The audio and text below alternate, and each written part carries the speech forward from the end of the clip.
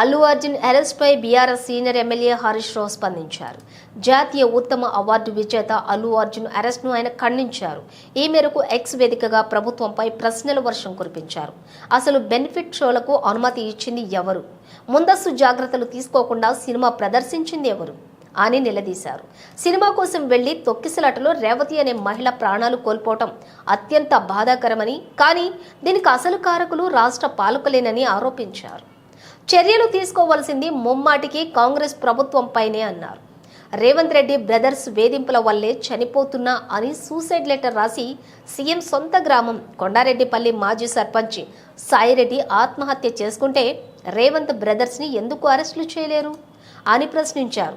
Ration card నిబంధనల వల్లే రుణమాఫీ కాక ఆత్మహత్య చేసుకుంటున్నా అని సూసైడ్ లెటర్ రాసి మేడ్చల్ వ్యవసాయ కార్యాలయం వద్ద సురేందర్ రెడ్డి అనే రైతు ఆత్మహత్య చేసుకుంటే కారకుడైన రేవంత్ రెడ్డిని ఎందుకు అరెస్టు చేయరు? అరెస్టు చేయాల్సి వస్తే ముందు రేవంత్ రెడ్డి సోదరులను అరెస్టు చేయాలన్నారు. ఏడాది పాలనలో రైతులను బలిగొన్నందుకు ఎవరిని అరెస్టు చేయాలి?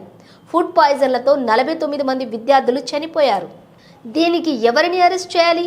ఫార్మసిటీ పేరుతో లగచిర్ల గ్రామానికి గిరిజన బతుకులను ఛిద్రం చేశారు.